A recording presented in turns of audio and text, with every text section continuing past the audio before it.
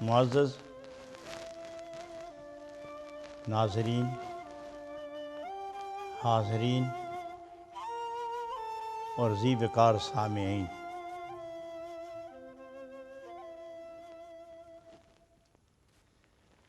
آج ہماری یہ 8ویں محفل ہے مثنوی شریف کے حوالے سے۔ میں سمجھتا ہوں کہ یہ بھی نور ٹی وی کی برکت ہے کہ دوستوں کی محبت اور کثرت اور محفل حسن و الفت، میرا خیال ہے کہ یہ ہماری محفل کا ذریعہ قبولیت اور نجات از معصیت کی بنیادی دلیل ہے۔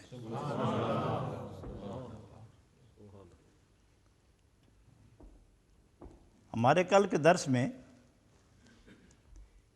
جو آخری شعر تھا وہ یہ تھا کہ ہر کیرا جامع ز عشق چاک شد، اونز حرص و عیب کلی پاک شد۔ عشق نے جس کو اندر اور باہر سے تمام گناہوں سے نجات دے کر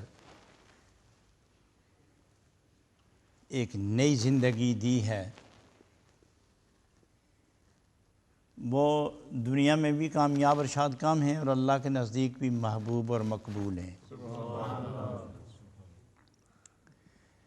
وہاں عشق کی جلوہ فرمائی ہے، عشق کی ساری تدبیریں ہیں کہ جو محب کو، عاشق کو محبوب کے ہاں مقبولیت کے لیے اور پہلی نظر ہی میں وہ معشوق اس اپنے عاشق کو ہی معشوق بنا لے، اس کے چند آداب ہوتے ہیں جو عشق ترتیب دیتا ہے، اور صرف ترتیب ہی نہیں دیتا، وہ رفتہ رفتہ وقتاً فوقتاً بلا تأمل و تاخیر وہ پوری طرح تطہیر کر کے، تسخیر کر کے، نئی تعمیر کر کے وہ محبوب کے سامنے کھڑا کر دیتے۔ اس کے بعد جو شعر پڑھا گیا تھا مثنوی جناب رومی رحمۃ اللہ علیہ کے ارشادات میں سے ایک حکم، وہ صرف شعر ہی پڑھا گیا تھا، اس کا ترجمہ بھی نہیں ہوا تھا۔ اب میں اس شعر کو آپ کے سامنے پیش کر کے اس کی تھوڑی سی تشریح کروں۔ وہ فرماتے ہیں شاد باش اے عشق خوش سودائے ماں، اے طبیب جملہ علت ہائے ماں۔ توجہ فرمائیں حضرات، آپ جتنے بھی دوست یہاں بیٹھے ہوئے ہیں بڑے دل اور پیار محبت والے لوگ ہیں، اور میرا خیال ہے جہاں جہاں تک نور ٹی وی کے متوالے اور اس نور سے اس نور ٹی وی کی کرنیں اپنے اندر سمانے والے لوگ بیٹھے ہوئے ہوں گے، وہ سارے وجد و حال والے لوگ ہوں گے۔ تو میں ان سب کو مخاطب کر کے اسی خوشی کے ساتھ یہ ایک نیا پیغام پہنچا رہا ہوں کہ جناب رومی رحمۃ اللہ علیہ فرماتے ہیں کہ جب بندہ بیمار ہو جائے تو حکیم کی تلاش میں ہوتا ہے۔ سر درد کرے، آنکھ دکھے، دانت درد کریں، پیٹ میں مروڑ آ جائے، کمر میں تکلیف ہو، گھٹنے سوج جائیں، پاؤں ٹخنے تباہ ہو جائیں، انتڑیاں برباد ہو جائیں، دل پر دورے پڑنے لگیں، سینے میں درد اٹھنے لگے تو طبیب کے پاس لوگ جاتے ہیں، اور پھر وہ طبیب نباز ہو تو وہ نبض پکڑ کر، آج کل تو خیر مختلف طریقے ہیں لیکن ابتدا میں وہ نبض کے ذریعے ہی وہ مرض معلوم کیا کرتے تھے۔ اور اس وقت دو قسم کے طبیب ہوتے تھے، ایک وہ کہ جو نبض دیکھ کر جسم کی اصلاح کرتا تھا، اور دوسرا صرف آنکھوں میں آنکھ ڈال کر دل بدل دیتا تھا۔ تو جناب رومی رحمۃ اللہ علیہ فرماتے ہیں کہ ظاہر کو ٹھیک کرنے والے طبیب کو تو آپ سلام کرتے ہی ہیں نا، لیکن جس نے باطن ٹھیک کیا اب اس کی طرف رجوع کرتے ہیں۔ شاد باش ہے عشق خوش سودائے ماں،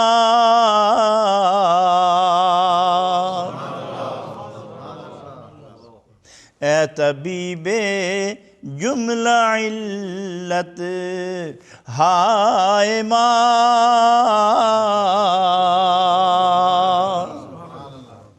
کیا کہنا، ارشاد فرماتے ہیں شاد باش ہے عشق خوش سودائے ماں۔ یہاں دو چیزیں، اے میرے طبیب بھی تم ہو، میرا مطلوب بھی تم ہو، میرا غم بھی تم ہو، میری چاہت بھی تم ہو، میری آرزو بھی تم ہو۔ تیرے ذریعے جو میرا محبوب میری جستجو بن گیا ہے وہاں تک پہنچنے کے رہنما بھی تم ہو۔ میں راستہ دیکھنے کے قابل نہیں تھا، تو نے گناہ جلا کے میری آنکھیں روشن کی ہیں۔ میرے قدم کمزور تھے، تو نے ناہمتی کو ہمتی میں تبدیل کیا ہے۔ تو نے جذبہ محبوب مجھے ایسا پلایا، تجھے ذوق محبوب محبت محبوب کی شراب کا نشہ ایسا چلایا کہ مجھے راستے کی کوئی تکلیف نظر نہیں آتی۔ تو اے عشق شاد باش ہے عشق خوش سودائے ماں، اے میرے محبوب عشق میں تمہیں آفرین کہتا ہوں، میں تمہیں آفرین کہتا ہوں، میں تمہیں شاباش دیتا ہوں۔ شاباش اصل میں ہمارے ہاں مشہور ہے شاباش، لیکن اصل میں لفظ ہے شاد باش، یہ فارسی لفظ ہے۔ آپ کسی کو کہتے ہیں بچے کو، چھوٹے بڑے کو شاباش، آپ نے کام کیا شاباش، پڑھے لکھے لوگ بھی یہی کہتے ہیں شاباش، اور اصل میں لفظ شاباش نہیں ہے، یہ جلدی کی بنا پر شاباش کہہ دیتے ہیں، اصل میں لفظ ہے شاد باش۔ شاد فارسی میں کہتے ہیں خوشی کو، اور باش کہتے ہیں رہنے کو۔ تو مطلب یہ شاد باش تم سدا سدا سدا خوش رہو، تم ہمیشہ خوش رہو، شاد باش۔ تو اب یہ عاشق جس بنا پر یہ بلندی اس نے حاصل کی ہے اس کو مخاطب کر کے کہتا ہے شاد باش ہے عشق، عشق تم سدا سلامت رہو، اے طبیب جملہ علت ہائے ماں، تم میری تمام مرضوں کا بہترین طبیب ہو، اے طبیب جملہ علت ہائے ماں۔ جملہ کہہ کے علت ہا یہ بھی جمع ہے، اور جمع پر جمع آ جائے تو یہ مزید تاکید ہے کہ نہ کوئی جزئی رہتی ہے نہ کلی رہتی ہے، نہ اندر کی بیماری نہ باہر کی بیماری، لیکن عشق کوئی ایسا طبیب ہے، ایسا حکیم ہے، ایسا ڈاکٹر ہے کہ جو اندر باہر کی ساری بیماریاں دور کر کے نئی زندگی، نئی صحت، نیا ذوق، نئے کردار، نئی گفتار، نئی شان، نئی آن عطا کرتا ہے۔ تو یہاں یہ بڑی ایک خوبصورت بات کہتے ہوئے آگے جا کے بڑے پیار سے ایک بات چھیڑتے ہیں کہ روحانی علاج تو عشق تو نے کر ہی دیا ہے، اور سب سے یہ پہلے حملہ کہاں کرتا ہے عشق؟ حضرات میں ایک بات بڑی خوبصورت عرض کرنے لگا ہوں، آپ ذہن میں رکھنا۔ شیطان وسوسہ ڈالتا ہے تو وہ آنکھوں پر نہیں اثر کرتا، وہ کان پکڑ کے نہیں کھینچتا، وہ آدمی مسجد کی جائز تو ہاتھ پکڑ کے پیچھے نہیں کھینچتا، اور بدکاری کی طرف جانے لگے تو وہ پیچھے سے اسے دھکا دے کر رفتار اس کی تیز نہیں کرتا، وہ ہاتھ لگاتا ہی نہیں، وہ آہستہ سے دل پر اثر انداز ہوتا ہے۔ اور جب نبی کریم صلی اللہ علیہ وسلم کسی پر شفقت فرمانا چاہیں تو نگاہ پاک اٹھاتے ہیں، دل کی دنیا بدل کے رکھتے ہیں۔ اور جب رب العالمین فضل و کرم فرمانا چاہے اور کسی کو اپنا بنا کر اپنائیت کی دلیل کے طور پر کچھ عطا فرمانا چاہے تو اس کے دماغ اور آنکھوں اور زبان پر کچھ نہیں رکھتا، وہ فرماتا ہے خدا خود کہ زمین آسمان کتنے لمبے چوڑے ہیں، میرے جلوے یہ نہیں سما سکتے، اگر کہیں میرا جلوہ سمائے گا بھی تو مومن کے دل کے اندر سماتا ہے۔ گویا سارے نظام زندگی میں دل ہی وہ مقام ہے کہ جس کے ساتھ ظاہر اور باطن دونوں استوار کیے گئے ہیں۔ ظاہر میں انقلاب آئے تو بذریعہ دل آئے گا، اور باطن میں انقلاب آئے گا تو بذریعہ دل آئے گا۔ اس لیے شیطان بھی حملہ آور ہوتا ہے دل پر کہ اسے میں جہنم لے جاؤں، اور رحمان کرم فرماتا ہے دل پر کہ یہ میرا عاشق ہے، میرے قرب کی منزل میں رہے، یہ مجھے دیکھے میں اسے دیکھوں۔ تو اس واقعہ کو چھیڑنے کے بعد اب جو حقیقت ہے وہ یہ کہ چونکہ یہ مریض آدمی مریض ہے، عاشق مریض ہے، تو اس کا علاج عشق نے کیا ہے۔ تو جس زمانے میں یہ ادویات کا سلسلہ شروع ہوا تو دو حکیم مشہور تھے۔ ایک حضرت عیسیٰ علیہ السلام کے زمانے میں تھا، اس کا نام تھا افلاطون۔ عیسیٰ علیہ السلام کے زمانے میں افلاطون اس کا نام تھا، اور وہ ایسا جمیل و جلیل اور عظیم اور فہیم اور صاحب قدرت حکیم تھا کہ وہ دیکھ کے مرض معلوم کر کے اس کا علاج بھی کرتا تھا، اور اندر کا مرض بھی توجہ کر کے مرض دور کر دیتا تھا۔ گویا اس کا سینہ بھی روشن تھا، دماغ بھی روشن تھا، وہ باطن سے بھی منور تھا اور ظاہر سے بھی وہ روحانی آداب اور اس وقت کے دور کے مطابق جو نیکیاں اور پاکیزگی کا دستور تھا اس کے مطابق وہ ایک پاک باز انسان تھا۔ تو وہ کامل حکیم تھا، ظاہر کا بھی وہ علاج کرتا تھا اور باطن کا بھی۔ اور دوسرا حکیم تھا جالینوس، یہ مصر کے علاقے میں اور روم کے علاقے میں انتہائی مشہور معروف حکیم تھا، اور یہ حکیم بکرات جس کی دنیا میں شہرت ہے یہ اس جالینوس کا شاگرد تھا۔ تو گویا اس زمانے میں دو حکیم تھے، ایک جالینوس اور دوسرا افلاطون۔ تو اب چونکہ وہ شہرت تھی، ان کی حکمت میں وہ نہایت قابل تھے کہ جو مریض گیا ٹھیک ہوئے بغیر آیا نہیں۔ جس مریض پہ انہوں نے نگاہ رکھی، ہاتھ رکھا، نبض ٹٹولی اور جو نسخہ تجویز کیا اس پر اس مریض کو عمل کروانے کے بعد مکمل تندرست کر کے چھوڑا، تو سارے عالم میں ان کی شہرت مشہور ہو گئی۔ تو جناب رومی رحمۃ اللہ علیہ سمجھانے کے لیے کہتے ہیں عشق بھی جالینوس اور افلاطون کی طرح کوئی معمولی نہیں ہے، یہ اس سے بھی بڑا حکیم ہے، یہ اس سے بھی بڑا حکیم ہے۔ تو گویا مثال دے کے سمجھا کے تو پھر آگے فرماتے ہیں اے دوائے نخوتوں ناموس ماں، اے دوائے نخوتوں ناموس ماں، اے تو افلاطون و جالینوس ماں۔ ہم جالینوس کو کیوں تلاش کریں، افلاطون کو کیوں تلاش کریں؟ ان دونوں کو ملا کر جتنی قوت بنتی ہے اس سے کہیں زیادہ تو ہمارے حکیم کے پاس ہے، اور وہ کون ہے؟ ہمارا حکیم، اسی کا نام تو عشق ہے، اسی کا نام تو عشق ہے۔ حضرات گرامی، یہاں ایک بڑی بات کہی انہوں نے، اے دوائے نخوت و ناموس، کہ محب اور محبوب، عاشق اور معشوق کے درمیان بڑا پردہ کیا ہے؟ تو وہ فرماتے ہیں سب سے بڑا پردہ جو عاشق کو معشوق تک نہ جانے دے، محب کو محبوب تک نہ پہنچنے دے، طالب کو مطلوب سے دور رکھے، اور دعویٰ ہو اور عمل نہ ہو، علم ہو اور نتیجہ نہ ہو، دانست ہو اور فہم و فراست نہ ہو، وہ کون سی چیز ہے کہ جو درمیان میں رکاوٹ بنی ہے؟ وہ فرماتے ہیں نخوت ہے، اور نخوت کہتے ہیں تکبر کو، نخوت کہتے ہیں تکبر کو۔ حضرات یہاں میں ایک بات کہہ دوں آپ کو، بندہ عالم ہو سکتا ہے مگر اس میں تکبر ہو، عالم ہو سکتا ہے، عاشق نہیں ہو سکتا۔ جس بندے کے اندر تکبر ہو، عالم ہو سکتا ہے، لیڈر ہو سکتا ہے، امام ہو سکتا ہے، خطیب ہو سکتا ہے، امام مسجد ہو سکتا ہے، وہ استاد بن سکتا ہے، وہ قرآن پڑھ سکتا ہے اور پڑھا سکتا ہے، وہ حدیث پڑھ سکتا ہے اور پڑھا سکتا ہے، لیکن بندہ خدا نہیں ہو سکتا۔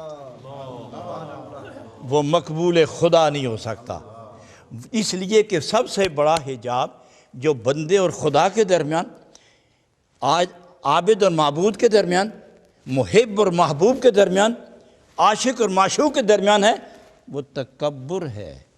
اور تکبر کی ابتدا شیطان سے ہوئی ہے، اس سے پہلے کسی نے تکبر نہیں کیا تھا۔ اللہ کی مخلوق میں سب سے پہلے جس نے تکبر کیا وہ شیطان۔ تو میں پوچھتا ہوں، آپ بھی جانتے ہیں کہ تکبر کے بعد کیا اس نے عبادت چھوڑ دی تھی؟ کیا تکبر آیا تو علم ختم ہو گیا تھا اس کا؟ صرف استاد نہیں رہا نا، لیکن علم تو ضائع نہیں ہوا۔ تکبر تھا نا اس میں، سجدے تھے، لیکن سجدوں کا نور ظاہر اس لیے نہیں ہوا کہ اس پر تکبر کا پردہ پڑا ہوا تھا۔ تو جو وہ سجدے ہوتے چلے گئے، تکبر کی آگ ان سجدوں کو کھاتی چلی گئی۔ اور تکبر ہوتا کب ہے؟ یہ شیطانی صفت ہے، اور سب سے بڑا شیطان کا جو حملہ ہے مومن پر، وہ تکبر سے ابتدا کرتا ہے۔ چونکہ شیطان کی راندہ درگاہ ہونے کی جو سب سے پہلا وسیلہ ہے وہ ہے تکبر۔ تکبر کی بنا پر وہ رسوا ہوا، ذلیل ہوا، پسپا ہوا، روسیائی ہوئی، جگ ہنسائی ہوئی، اور لعنت برسی اور قیامت تک برستی رہے گی، یہ تکبر کی بنا پر۔ تو وہ جس آدمی کو تباہ کرنا چاہے اس کے دل و دماغ میں سب سے پہلے تکبر ڈالتا ہے۔ اور میں یہ بات بھی بتا دوں کہ تکبر والے انسان کے متعلق شرعی فیصلہ یہ ہے کہ اس پر جنت کی فضا حرام ہوتی ہے۔ وہ محدث ہو سکتا ہے، ولی نہیں ہو سکتا۔ سنو، وہ محدث ہو سکتا ہے، ولی نہیں ہو سکتا۔ وہ شیخ بن سکتا ہے، فقیر نہیں ہو سکتا۔ وہ بہترین منطق اور قرآن کی تفسیر اور حدیث پڑھا سکتا ہے، اس کا دل روشن نہیں ہو سکتا۔ روشن اس وقت ہوتا ہے کہ جب مزاج میں عاجزی آئے۔ اب اس کی مثال جناب رومی خود فرماتے ہیں کہ آپ نے دیکھا نہیں کہ جب درخت بڑا ہوتا ہے اور اس کے ساتھ پھل لگتے ہیں، جو پھل پکتا جائے تو وہ جھکتا جاتا ہے، جو پھل پکتا ہے تو جھکتا جا رہا ہے، جھکتا جا رہا ہے۔ اور جناب سعدی اس کی مثال بھی دیتے ہیں کہ نہاد شاخ پر میوہ سر بر زمین، نہاد شاخ پر میوہ سر بر زمین، جس شاخ کے ساتھ پھل لگے اس میں تکبر نہیں رہتا، عاجزی آتی ہے۔ عاجزی کی نشانی کیا ہے؟ کہ وہ جھکنا شروع ہوتی ہے، جھکنا شروع ہوتی ہے۔ تو فرمایا کہ جب پھل پک جائے تو گرنا شروع ہو جاتا ہے، جب پھل پکنا شروع ہو جائے تو گرنا شروع ہو جاتا ہے۔ تو عاجزی جب بندے کو جھکائے تو یہ بھی گرتا ہے، اور جب یہ گرے تو گرتا بھی در محبوب پر جا کے گرتا ہے۔ اور پھل جب گر جائے اور مالک نہ چنے تو پرندے کھاتے ہیں، اور عاشق جب گرتا ہے تو فرشتے اٹھا کے خدا کے حضور پیش کر دیتے ہیں۔ یہ ٹھوکر کھا کے گرنا، سر کے بل گرنا، یہ گرنا نہیں ہوتا، یہ اپنا آپ مٹا کر مالک کے حضور مٹ جانے کا نام گرنا ہے۔ تو معلوم ہوا کہ تکبر سب سے بدترین بیماری ہے۔ نہ یہ انجیکشن سے دور ہو، نہ یہ نصیحت سے دور ہو، نہ یہ قرآن پڑھنے سے دور ہو، نہ اس کو سورۃ یوسف پڑھ کے پھونکو تو دور ہو، نہ آیت الکرسی پڑھو تو پھونکو، جتنا پڑھو وہ اتنا آکڑتا جاتا ہے۔ وہ جب تک میں بھی یہ پڑھا ہوا ہوں۔ تو پھر اس کا علاج کون کرتا ہے؟ تو جناب رومی فرماتے ہیں اس کا علاج قرآن کی صورت نہیں کرتی، اس کا علاج عشق کرتا ہے، اس کا علاج ہے عشق کرتا ہے۔ اچھا، ایک لکڑی بڑی مضبوط لکڑی ہو اور 20 آدمی پکڑ کے اس کو جھکانا چاہیں، نہ جھکے، اور اس کو آہستہ سے آگ کے اندر ڈال دو، تو پھر نتیجہ کیا رہے گا؟ 20 من لکڑی ہو، 20 من لکڑی، اور آگ میں جھونک دو اس کو، اور 3-4 گھنٹے کے بعد جب ختم ہوگی تو پیچھے کیا رہے گا؟ خاکستر۔ پیچھے کیا رہے گا؟ خاکستر۔ اور خاکستر اٹھا کے تولو تو کتنی ہوگی؟ اتنی نہیں نا جتنا اس کا وزن تھا۔ تو فرمایا عاشق تکبر والی لکڑی کو 100 آدمی نہیں جھکا سکے، لیکن آگ لگی تو اس کو فنا کر کے رکھ دیا۔ آگ لگی تو اس کو فنا کر کے رکھ دیا۔ تو اس طرح تمہیں حدیث و قرآن کی تلاوت اور واعظ اور تقریر اور یہ چھوٹے موٹے وظائف یہ نہیں تکبر سے بچا سکتے۔ اس سے تکبر اور مضبوط ہوتا ہے کہ میرے جیسا کوئی نہیں۔ اگر اس کے پاس 100 دانے کی تسبیح ہے تو 500 کی میرے پاس بھی ہے۔ اگر وہ سورہ کبریٰ پڑھانا جانتا ہے تو قطبی میں پڑھا لیتا ہوں، اور اگر وہ مشکات پڑھاتا ہے تو آج میں بخاری کا درس دے کے آیا ہوں۔ اگر وہ سورہ فاتحہ پڑھا سکتا ہے تو میں سورہ بقرہ پڑھا کے آیا ہوں۔ تو یہ تکبر اس آدمی کو اٹھاتا چلا جاتا ہے اور عاجزی بندے کو لٹاتی چلی جاتی ہے۔ اچھا دیکھو یہاں ایک بہت خوبصورت نقطہ میں ایک اور عرض کر دوں، کیونکہ بات ہے عاشق کی، اور عاشق ہے بندہ، اور اس انسان میں کتنی چیزیں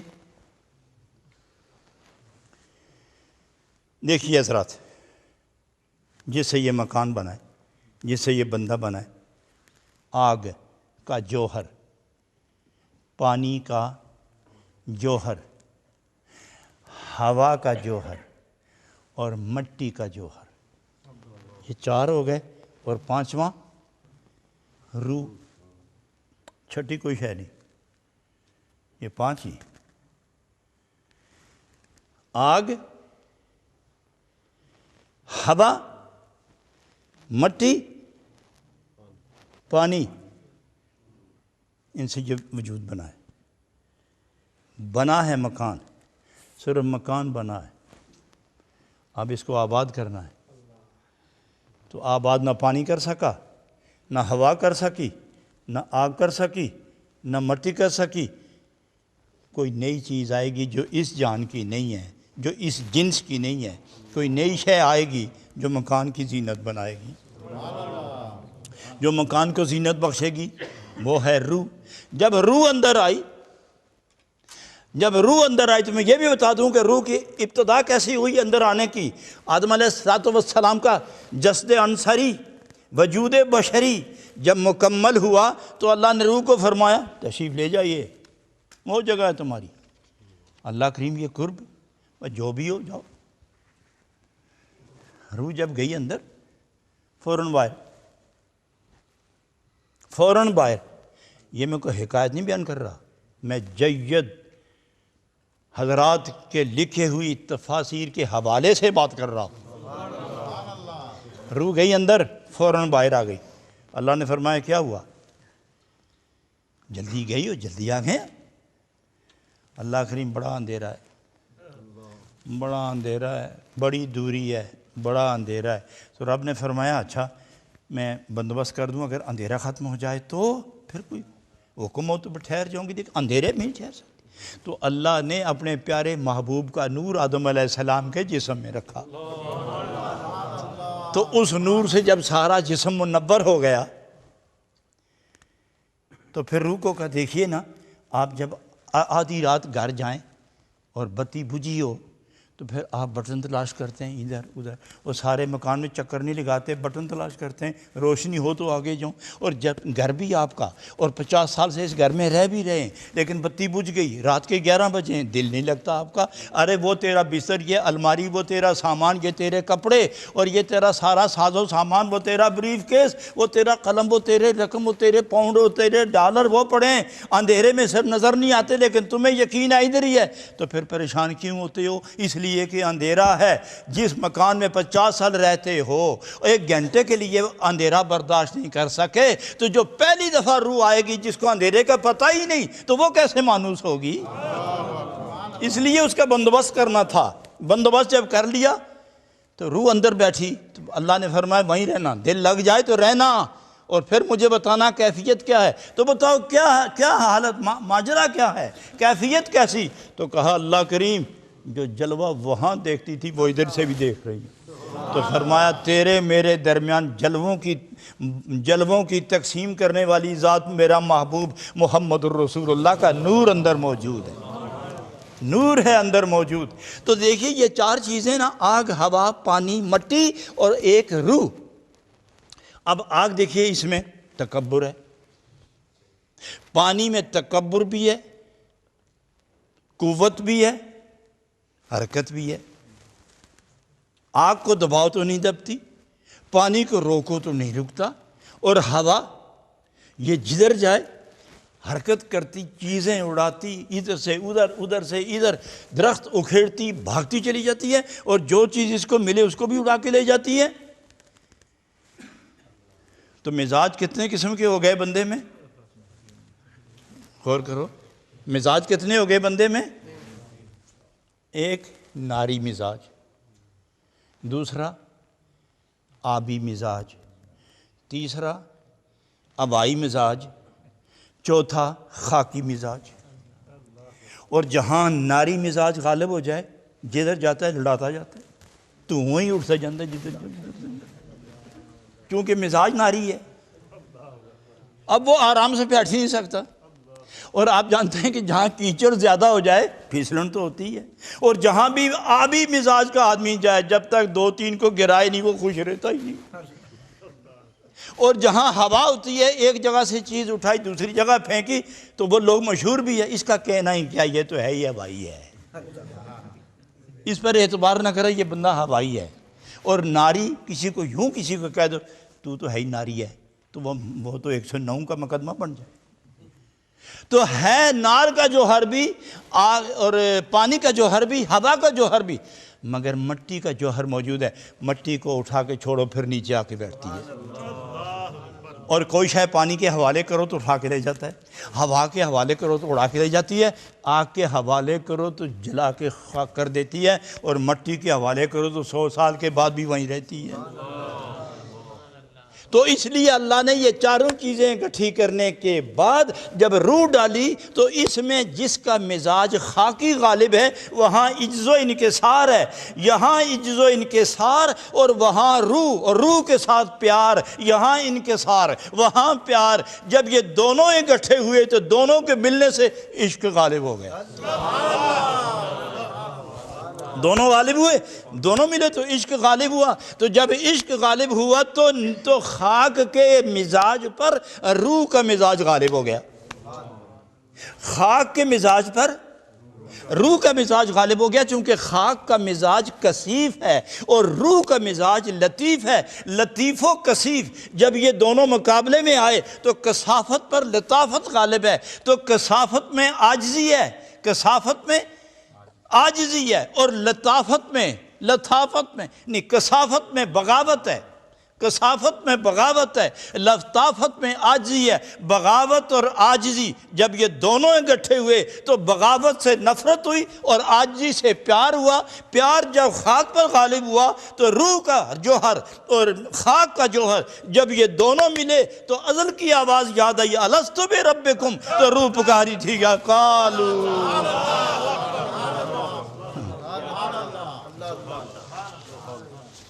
اب روح کو اپنی بات یاد آئی، جو ہی وہ بات یاد آئی تو پھر تکبر کو ختم کیا، جلا کے اپنے محبوب کی تلاش میں، چونکہ جب تک تکبر رہے گا محبوب نظر نہیں ہوتا، اپنی ذات پر نظر رہتی ہے، اور جب تک تکبر رہے لفظ ہوتا ہے میں، ٹوپی اچھی ہو تو میں، بڑی داڑھی ہو تو میں، بخاری کھلی ہو تو میں، قرآن پڑھ رہا ہو تو میں، تسبیح پڑھ رہا ہو تو میں، بچوں کے ساتھ بیٹھا ہے تو میں، اور بازار میں پھر رہا ہے تو میں، شراب خانے میں گھس گیا تو میں، مسجد میں داخل ہو گیا تو میں، اور جب تکبر ختم ہو گیا تو میں ختم ہوئی تو۔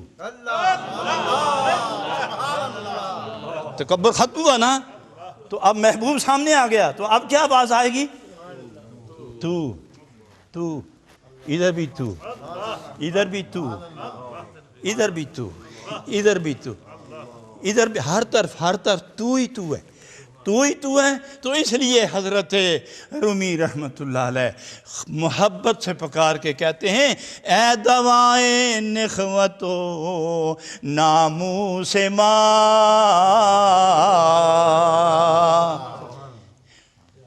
ایک بات میں ترجمہ پورا کر لوں، نخوت تکبر کو کہتے ہیں، اور ناموس کہتے ہیں لوگوں سے جبراً عزت کروانے کا عادی۔ میں آؤں گا نا مجلس میں درمیان سے گزروں گا، پھر نعرے لگانا میرے، اور تم اس گلی میں کھڑے ہونا، تم اس دروازے میں کھڑے ہونا، جب میں کار سے اتروں گا تو تم حق کی آواز دینا، اور دوسرا نعرہ لگائے گا، اور تیسرا دروازہ کھولے گا، اور پھر مجلس کے درمیان سے گزروں گا، پھر تم اس طرح شور و غوغا کرنا کہ یہ سارے لوگ کھڑے ہو جائیں اور میری تعریف ہوگی۔ اس کو ناموس کہتے ہیں۔ تو یہ ناموس مسائل سے نہیں مرتا، اس کو عشق کی آگ ہی مارتی ہے، اس کو عشق کی آگ مارتی ہے۔ تو اس لیے جناب رومی فرماتے ہیں اے دوائیں نخمت و ناموس ماں، اے تو افلاطون و جالی نوس و ماں،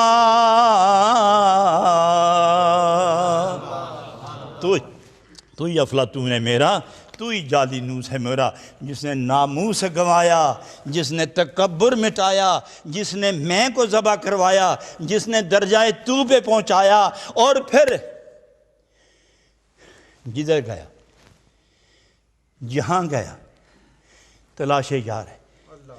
دریا میں گیا تو اسی کے جلوے، زمین دیکھتا ہے تو اسی کے جلوے، آسمان دیکھتا ہے تو اسی کے جلوے، درخت شجر دیکھتا ہے تو اسی کے جلوے، اور پھر پکار اٹھتا ہے در بہاراں گل شدی در صحن گلزار آمدی، در بہاراں گل شدی، در بہاراں گل شدی در صحن گلزار آمدی، خود زدی بانگے انل حق، خود زدی بانگے انل حق بر سر دار آمدی۔